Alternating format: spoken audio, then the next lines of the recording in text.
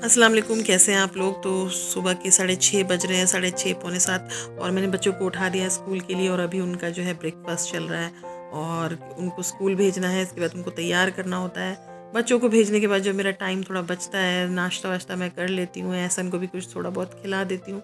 उसके बाद जो है मेरा कुछ साफ़ सफाई का या क्लीनिंग का कुछ भी काम रहता है तो मैं वो फटाफट कर लेती हूँ, क्योंकि जितनी जल्दी कर लूँ मेरे लिए उतना ही अच्छा है। तो ऐसे तो मेरा वैसे बहुत ही हेक्टिक शेड्यूल रहता है दिन भर, मतलब सुबह से रात हो जाती है मेरे को काम करते करते, मैं थक जाती हूँ। लेकिन कभी कभी उससे भी ज़्यादा हो जाता है जब मेरे को ऐसे क्लीनिंग वगैरह का काम होता है। तो ऐसे भी हफ्ते में 2-3 बार जो है मैं क्लीनिंग करती ही करती हूँ। तो बच्चों को भेजने के बाद सुबह ये सब नाश्ता वाश्ता के बाद मैं काम कर लेती हूँ। और उसके बाद फिर जो है मम्मी खाना वाना तो मम्मी ही बनाती है, मैं नहीं बना पाती हूँ, मैं ऐसा को देखती हूँ फिर। और अभी हमारे घर पे भी एक्चुअली मतलब काम लगा हुआ है। एक्चुअली हमारे फ्लोर में जो टाइल्स में जो गैप हो गया, ब्लैक ब्लैक निशान पड़ गए थे, काले काले हो गए थे, तो हमारे घर में भी जो है काम चल रहा है। और इस ये कम से कम 2-3 दिन लगेंगे इसको करने में। तो मैं देख रही थी अब काम जब कुछ घर में इस तरह का होता है तो पूरा घर बिखर जाता है, आप कितनी भी सफाई कर लो मगर वैसी का वैसी हो जाता है।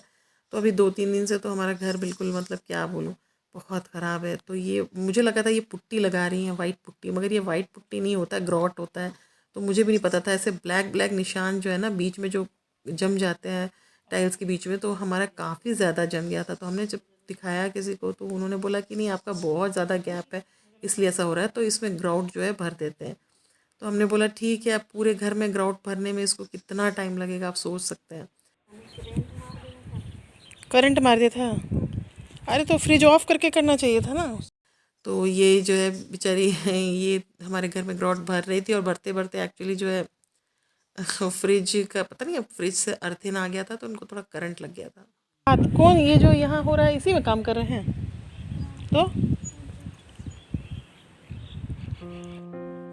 तो रांची में ऐसे 15 दिसंबर तक तो हो ही गया है, 15 से ज़्यादा हो गए, लेकिन अभी तक जो है बहुत ज़्यादा ठंड नहीं है रांची में। एकदम मौसम बहुत अच्छा है। इतनी तेज़ धूप होती है कि आप ना वहाँ के धूप में चले जाओ तो आपको बिल्कुल नहीं लगता कि ठंड का मौसम है। और इतनी खिली खिली धूप है, मौसम इतना अच्छा है कि आपको जो है थोड़ा सा सन बाथ लेना ही चाहिए इस ठंड के मौसम में। जो है बहुत अच्छी सर्दियाँ हैं यहाँ पे, मतलब दिसंबर के महीने में मुझे लग नहीं रहा है कि ठंडी का मौसम है, क्योंकि इतनी खिली खिली धूप है।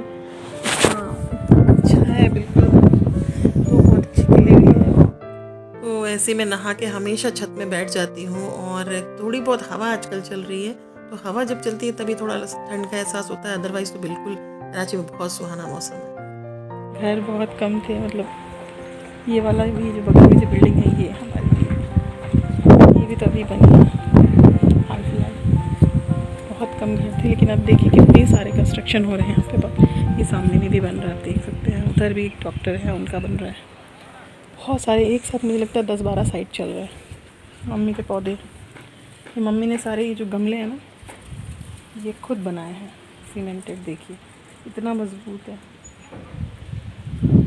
और मम्मी तो जो है ना, जैसे डस्टबिन पुराना हो गया उसमें भी पेड़ लगा दिए, कोई बाल्टी पुरानी हो गई उसमें भी पेड़ लगा दिए। ये तो खुद से बनाया हुआ है। तो एक्चुअली हर दिन तो मम्मी ही खाना बनाती है, मैं तो बहुत कम खाना बना पाती हूँ क्योंकि ऐसा मुझे छोड़ता ही नहीं है। फिर भी क्या हुआ कि पापा पनीर लेकर आए थे और पापा ने बोला था कि उन्होंने सोचा था कि बहुत अच्छा है इसका कुछ ये लोग बनाएंगे, क्योंकि जैसे रेस्टोरेंट स्टाइल होता है, काजू वाजू पीस के। लेकिन उसको एकदम इतना ख़राब बना दिया था हम लोगों ने, मतलब कि एकदम आम सब्ज़ी की तरह बना दिया था, तो पापा से बहुत डांट पड़ी थी। तो मैं सोची कि पनीर को जब ख़राब कर दिया तो चलो अभी साग है, साग को कुछ ऐसा कर दिया जाए, पालक साग को, कि वो बहुत अच्छा बने। तो मैंने बोला ठीक है, लाओ एक सब्ज़ी मैं आज बनाती हूँ।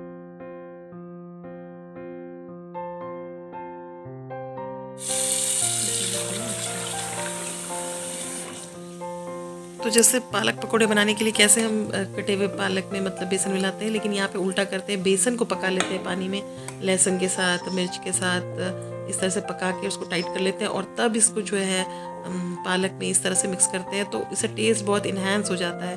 आप अगर कच्चा वो बेसन डालेंगे ना वैसा टेस्ट नहीं आएगा। तो इसको अच्छे से पहले मतलब इसके मिक्स कर लेना है पहले।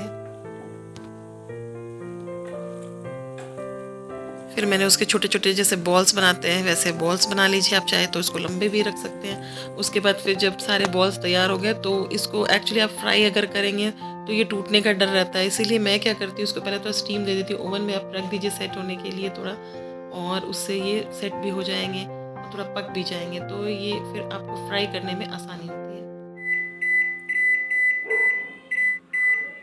आ रही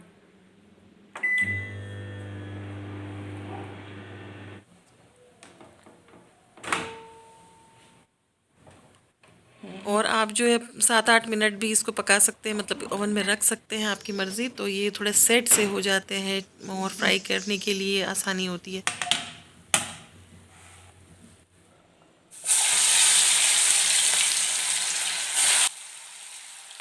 अब आप इसको तेल में जो है धीरे धीरे फ्राई कर लीजिए तो ये बहुत अच्छे से हो जाएगा। फिर भी क्योंकि पालक के हैं तो ये टूटेंगे ज़रूर थोड़े बहुत, तो जो टूट जाते हैं ना इसका चूरा, उसको भी आप अच्छे से रख लीजिए, उसको फेंकिए मत या उसको कुछ और मत करिए, और धीरे धीरे हल्के हाथों से इसको निकालना है।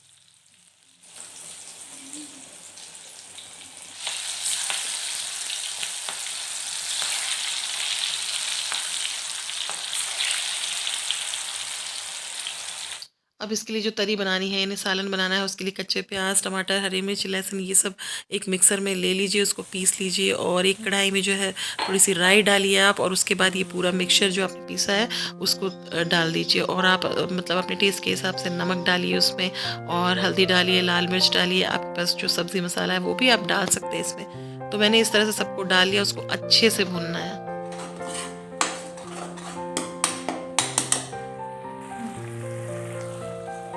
और अगर आपको तेल कम लग रहा है ना, तो जो आपने पकोड़े जिसमें बनाए हैं उसका थोड़ा तेल जो है आप ऊपर से डाल लीजिए। ऐसे भी जला हुआ जो तेल होता है ना वो अच्छा होता है, आप बजाय कि आप कच्चा तेल डालें उसमें। अब वो मसाला आपका जब भुन जाता है ना तो फिर उसमें थोड़ा पानी डाल के उसको उबाल करके जब वो पूरा उबल जाए तब धीरे धीरे पकोड़ों को उसमें डालना है। और जो मैंने आपको बोला था कि आप जैसे जो चूरा हो जाता है, जो पकोड़े जो टूट जाते हैं, उसको फेंकिए मत, वो भी उसमें डाल दीजिए आप, जिससे कि आपका जो सालन है, जो आपका तरी है, वो गाढ़ा हो जाएगा, तो वो बहुत अच्छा। तो इस तरह से मैंने पालक की सब्ज़ी बनाई थी और ये बहुत टेस्टी बनी थी। तो पापा भी खुश हो गए कि चलो पनीर ख़राब किया लेकिन पालक ठीक है।